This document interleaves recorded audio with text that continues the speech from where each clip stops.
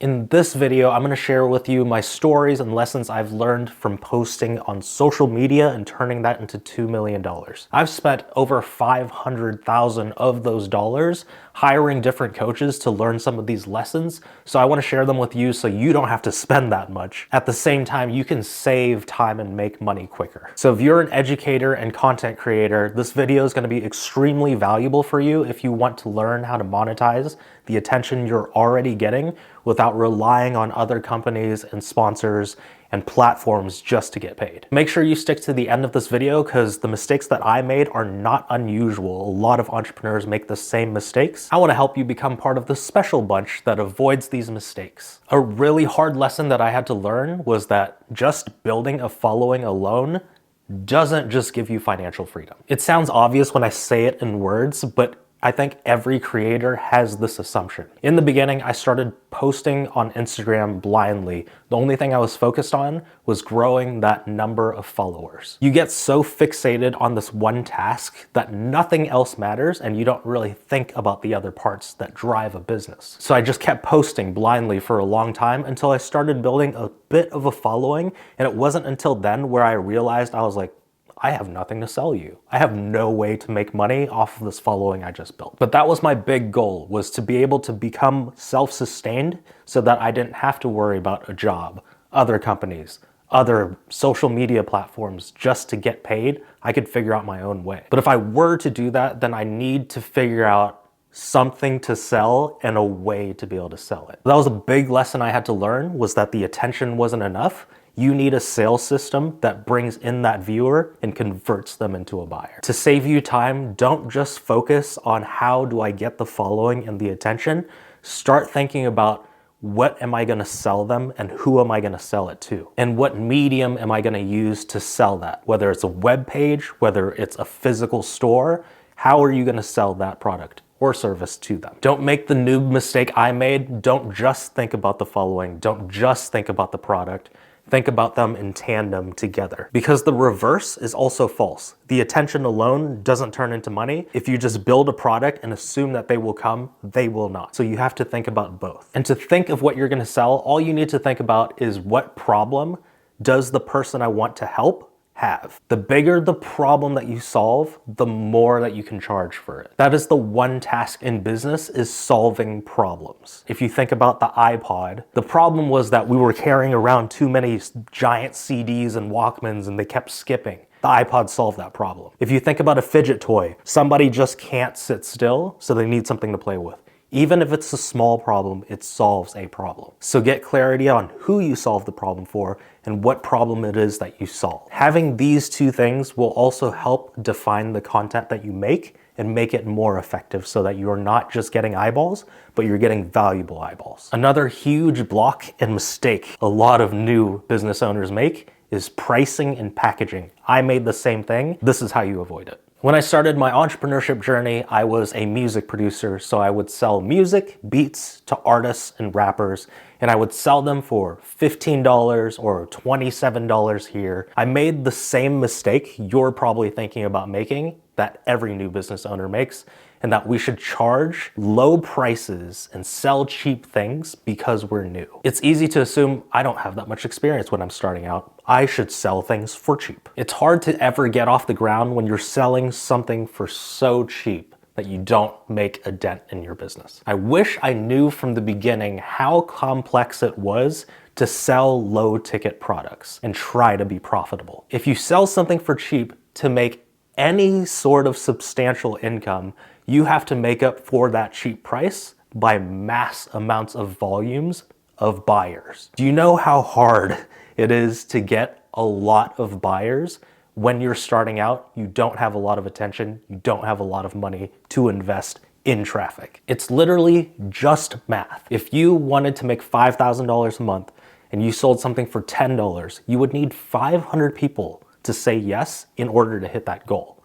Imagine doing that versus getting one person to pay you $5,000. Do you know how big of an audience you have to have in order to get a small percentage to pay you $10 to actually hit 5,000. And if you don't have the following, guess what? You have to spend money on advertisement to get in front of more people, which costs you money. So if it costs you $5 to get one person to pay you $10, in order to hit 5,000, you would have to spend $2,500, which means that your profits just got cut right in half just to get enough people to pay. And selling low ticket, the systems are complex because there's certain things you have to have. So if you have something that's wrong in your sales page, on page 3 out of 9 of your funnel, it could be deterring a bunch of buyers, but you don't know because there's so many moving parts on that sales page. Or if there's something wrong with your checkout page, that means everybody who visits and runs into that issue is not able to purchase. You could have one email that says the wrong thing or linked to the wrong website. These small problems become big problems when you have to pump tons of volume into it.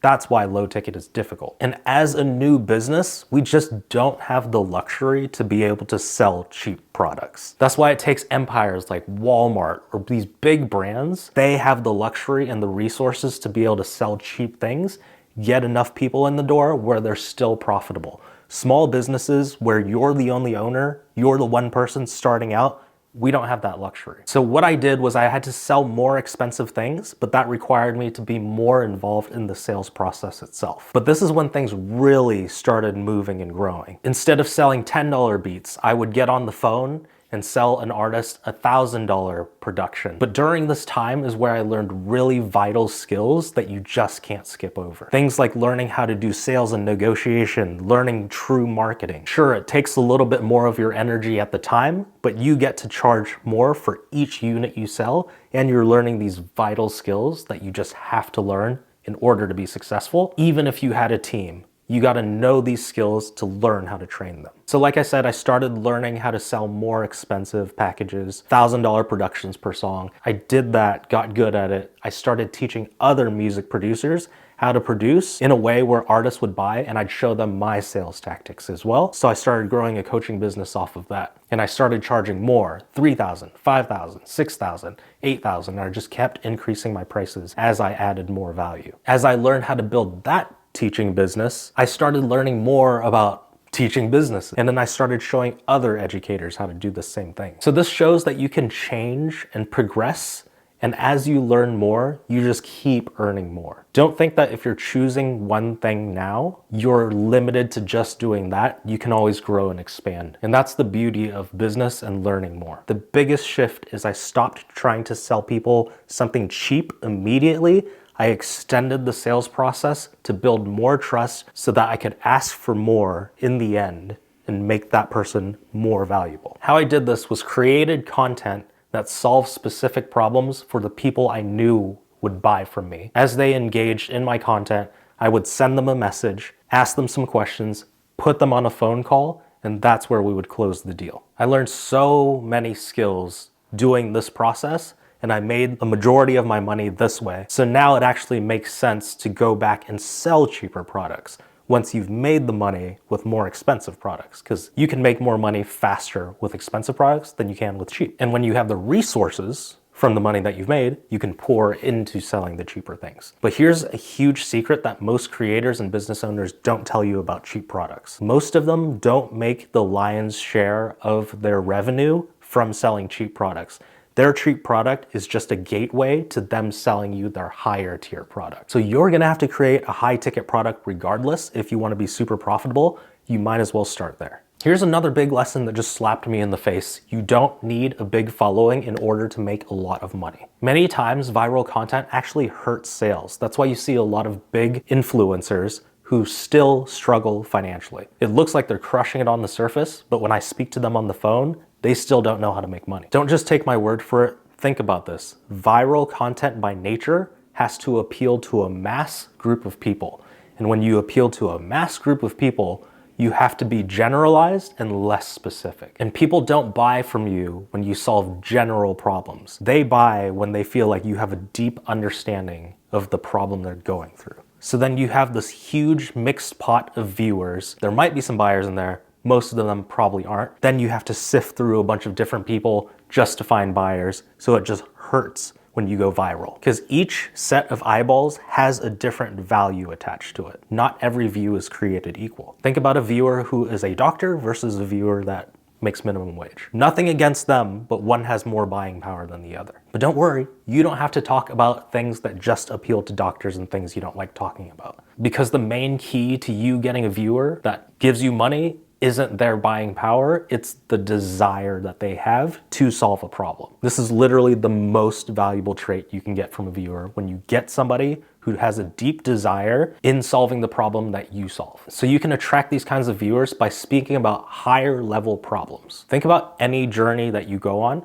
There's beginner problems, intermediate problems, there's advanced problems. Advanced problems are problems you don't even realize that exist until you've taken a bunch of time or effort in trying to get to a certain level. These are like problems you only know if you know. If you talk about those problems, this immediately filters out all the beginners and leaves you with just the best viewers. By nature, that pot will be smaller because there's always less advanced people than beginners. So naturally, it's gonna look like you're getting less views on your content, but truly you're getting more valuable views. And the advanced people, the viewers who are attracted to deeper level problems, tend to pay more because they aren't there to be entertained. They were there because they are attracted to a problem that you were talking about.